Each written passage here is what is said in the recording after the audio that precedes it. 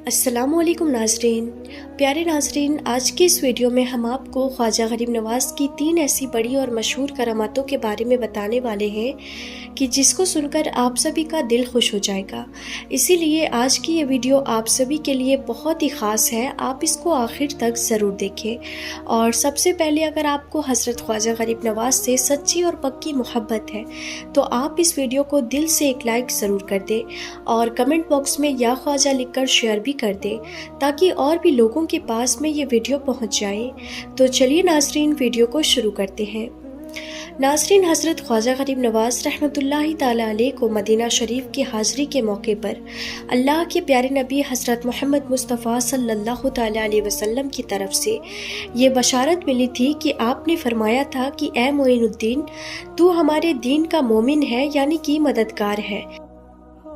میں تمہیں ہندوستان کی ولایت عطا کرتا ہوں، جا اجمیر جا، وہاں پر تیری وجود سے بے دینی دور ہوگی اور اسلام رونق وزیر ہوگا۔ اللہ کے پیارے نبی کا حکم پا کر حضرت خواجہ غریب نواز رحمۃ اللہ تعالی علیہ اجمیر شریف کی اور روانہ ہو گئے اور پھر آپ اجمیر شریف تشریف لے آئے۔ یہاں پر آپ کی وجہ سے پھر لوگ دن بدن اسلام قبول کرتے چلے گئے۔ ناظرین، یہ اس وقت کی بات ہے جب اجمیر شریف میں راجہ پرتھوی راج چوہان کا راج تھا۔ تب راجہ پرتھوی راج نے یہ دیکھا کہ یہاں پر لوگ اپنا دھرم چھوڑ کر اسلام قبول کرنے لگے ہیں، تو یہ دیکھ کر راجہ پرتھوی راج چوہان کو بہت تکلیف ہونے لگی۔ اسی لیے اس نے اپنے یہاں کے سب سے خطرناک اور خوفناک جادوگر جے پال جوگی کو حضرت خواجہ غریب نواز کے مقابلے کے لیے تیار کیا۔ جے پال جوگی اپنے کچھ چیلے چپیٹے کی جماعت لے کر خواجہ صاحب کے پاس پہنچ گیا۔ اس وقت آپ رحمۃ اللہ تعالی علیہ کے ساتھ میں آپ کے بہت سارے مرید بھی موجود تھے۔ اسی لیے آپ نے جادوگر جے پال جوگی کو دیکھتے ہی اپنے مریدوں کو چاروں اور ایک گھیرا بنا دیا، یعنی کہ ایک سرکل بنا دیا، اور پھر آپ نے حکم فرمایا کہ کوئی بھی مسلمان اس گھیرے سے یعنی کہ اس سرکل سے باہر نہ نکلنا۔ ادھر جادوگروں نے اپنے جادو کے زور سے ان پر پانی، آگ اور پتھر برسانے شروع کر دیے، مگر ان کے یہ سارے وار اس گھیرے کے پاس میں آ کر بیکار ہو جاتی۔ جب ان کا جادو کام نہیں کیا تو پھر انہوں نے ایسا جادو کیا کہ ہزاروں سانپوں کو باہر سے اتار کر حضرت خواجہ غریب نواز رحمۃ اللہ تعالی علیہ کے اور آپ کے مریدوں کی اور لپکا جانے لگی، مگر وہ سانپ بھی جیسے ہی اسے گھیرے کے قریب آتے تو وہیں پر آ کر مر جاتے۔ جب جادوگر جے پال جوگی کے سارے چیلے چپاٹے ناکام ہو گئے تو پھر وہ خود اپنے جادو کے ذریعے سے طرح طرح کے صوباتیں دکھانے لگا، مگر وہ سب بھی اس گھیرے کے پاس میں جاتے ہی غائب ہو جاتی۔ جب اس کا کوئی بھی جادو نہ چلا تو پھر وہ تلملا اٹھا۔ اسی لیے پھر جادوگر جے پال جوگی نے ایک بہت بڑا پتھر پہاڑ سے آپ کی طرف لڑکا دیا، مگر وہ پتھر بھی اس گھیرے کے پاس میں آ کر رک گیا۔ اس طرح سے پھر اس کا کوئی بھی جادو اثر نہیں کیا تو وہ پوری طرح سے بکھر گیا اور غصے سے پیچ و تاب کھاتے ہوئے اپنا میرٹھ چلا دیا، یعنی کہ ہرنی کا چمڑا اس نے ہوا میں اچھال لیا اور پھر کود کر اس پر جا بیٹھا اور اڑتا ہوا ایک دم سے بلند ہو گیا۔ یہ دیکھ کر وہ سارے مسلمان گھبرا گئے، اب نہ جانے اوپر سے ہمارے اوپر کیا آفت آئے گی۔ اس پر بھی حضرت خواجہ غریب نواز مسکرا رہے تھے۔ آپ نے پھر فوراً ہی اپنے نالائن مبارک کو یعنی کہ اپنے جوتوں کو اشارہ کیا۔ موقع پاتے ہی پھر وہ بڑی تیزی کے ساتھ میں اڑتے ہوئے جادوگر جے پال جوگی کی طرف روانہ ہو گئے اور دیکھتے دیکھتے وہ اس سے اوپر پہنچ گئے اور اس کے سر پر تڑاطڑ مارنے لگے۔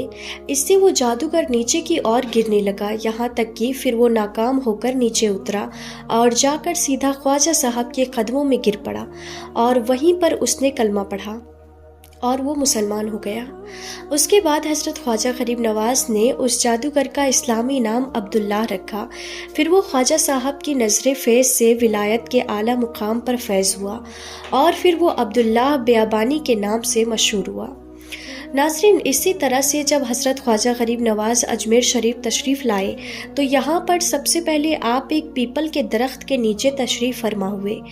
हम आपको बता दें कि ये जगह उस वक्त राजा पृथ्वीराज चौहान के ऊँटों के बैठने के लिए थी, इसीलिए आपको वहाँ पर देख के राजा के लोग आप पर रोब झाड़ने लगे, आपको बुरा भला कहने लगे। और यही नहीं, उन लोगों ने आपको बड़ी बेअदबी से कहा, ओ बाबा साहब, यहाँ पर आप क्या कर रहे हो, यहाँ से आप उठ जाएं, ये जगह हमारे राजा के ऊँटों की बैठने की है।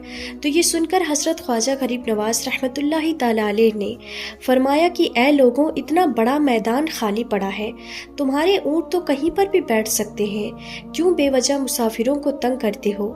लेकिन वो लोग नहीं माने और आपके साथ भी बेअदबी करने लगे। नाज़रीन, अब यहाँ पर आप हज़रत ख्वाजा गरीब नवाज़ की ज़बान की तासीर देखिए। जब वो लोग नहीं माने तो आपने अपना मुसल्ला उठाते हुए फरमाया कि लो, हम लोग तो यहाँ से चले जाते हैं, अब तो इस जगह पर तुम्हारे ऊँट ही बैठेंगे। इतना कहा, फिर आप अपने साथियों के साथ उठे और वहाँ से चल दिए। फिर अगली सुबह जब ऊँटों को चराने का वक्त हुआ तो वो चरवाहे उन लोगों को उठाने लगे तो उन्हें मालूम चला कि ये तो जगह से उठ भी नहीं पा रहे। उन्होंने फिर उन लोगों को मार मार कर ज़बरदस्ती उठाने की भी बहुत कोशिश की, लेकिन वो ऊँट तो अपनी जगह से हिले भी नहीं। ये देखकर वो चरवाहे परेशान हो उठे और सोचने लगे कि जो ऊँट रोज हमारे एक इशारे से उड़ जाया करते थे, उन्हें आज क्या हो गया है। फिर उनको याद आया कि कल एक मुसाफिर फकीर ने उनसे कहा था कि अब इस जगह पर तुम्हारे ऊँट ही बैठेंगे। जब वो ऊँट अपनी जगह से नहीं उठे तो ये देखकर वहाँ पर धीरे धीरे लोग जमा होने लगे। कोई कह रहा था कि वो फकीर कोई बहुत बड़ा जादूगर है, तो कोई कह रहा था कि वो भगवान का कोई नया अवतार है।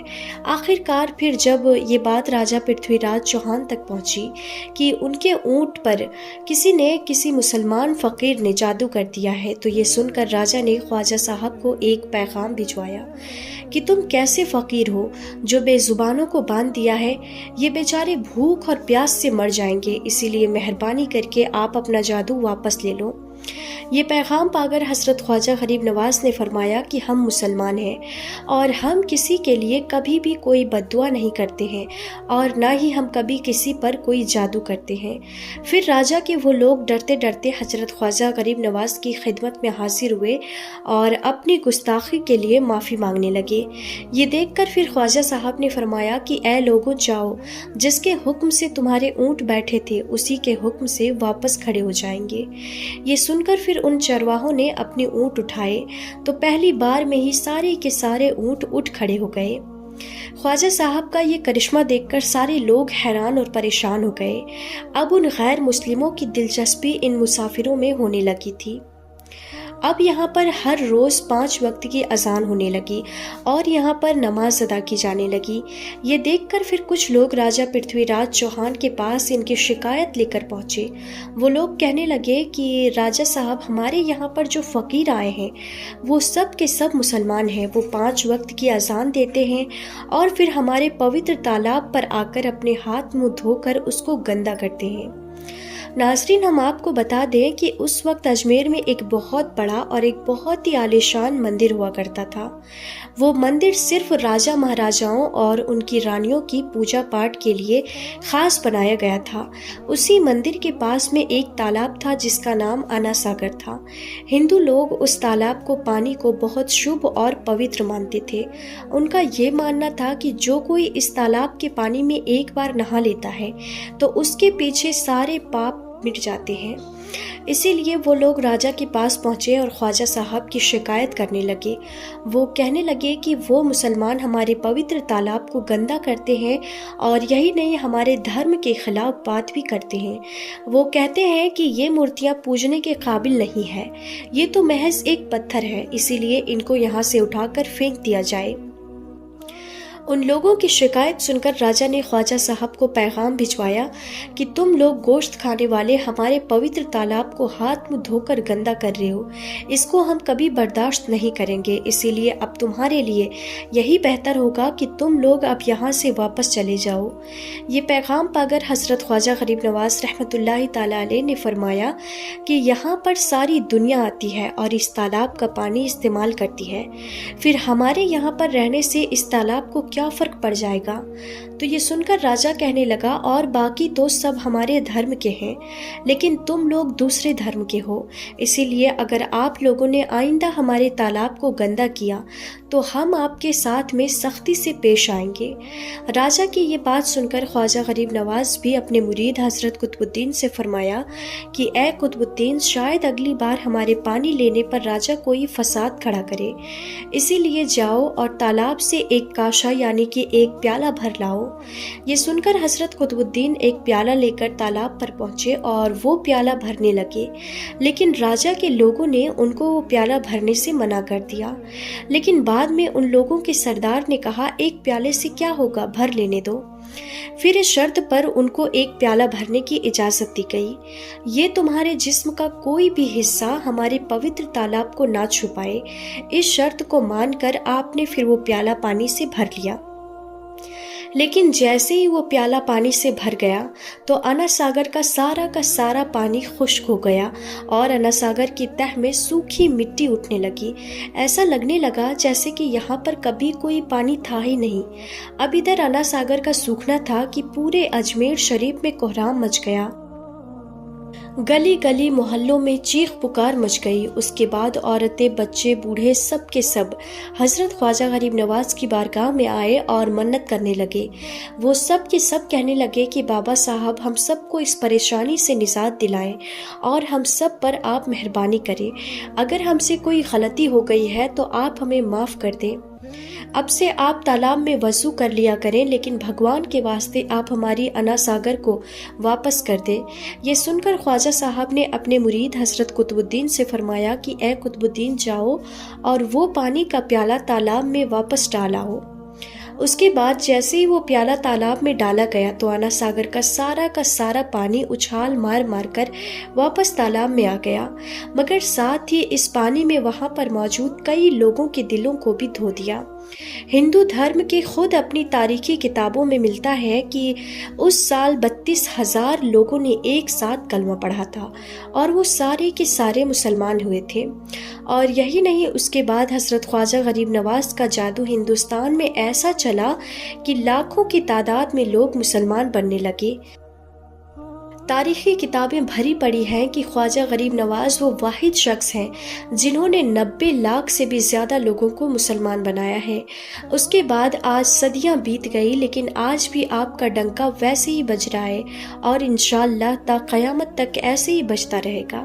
اگر آپ کو حضرت خواجہ غریب نواز سے سچی اور پکی محبت ہے تو کمنٹ باکس میں یا خواجہ لکھ کر شیئر ضرور کریں تاکہ اور بھی لوگوں کے پاس میں یہ ویڈیو پہنچ جائے۔ تو ناظرین، آج کے اس ویڈیو میں تھا بس اتنا ہی۔ ہم پھر ملتے ہیں ایسے انفارمیٹیو ویڈیوز کے ساتھ، تب تک کے لیے خدا حافظ۔